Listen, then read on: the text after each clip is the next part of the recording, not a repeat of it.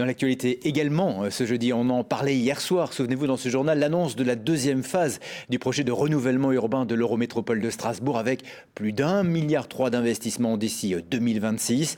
7 quartiers sont donc concernés.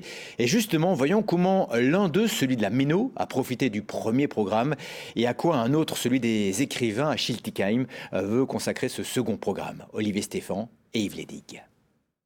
Voir un quartier se transformer en accéléré, c'est possible, grâce aux archives. Souvenez-vous, 2006, la télévision était en 4/3 avec une image toute petite, mais une grande tour de 10 étages détruite en plein centre du quartier Méno.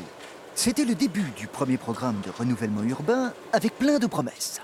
Des immeubles plus petits, des commerces, un mélange de population entre propriétaires, logements locatifs et accession à la propriété. La fin d'un ghetto, 13 ans plus tard, au même endroit, pouf! C'est le cas.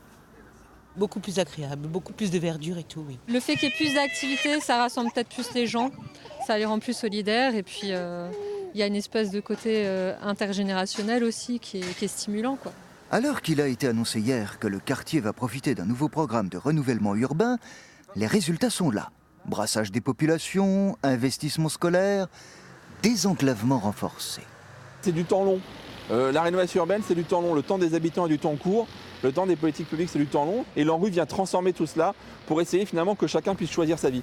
À Schiltigheim, le quartier des écrivains avait loupé le coche du premier programme de renouvellement urbain. Et ça se voit. Mais il va recevoir 185 millions dans le cadre du second. Même recette, rénovation de l'habitat, mélange des populations, implantation prévue d'une école des arts, d'une conciergerie solidaire, d'un pôle éducatif, accent mis sur le désenclavement.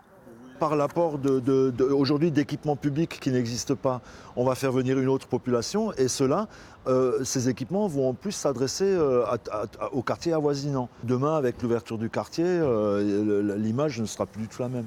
Le tram pourrait même desservir le quartier.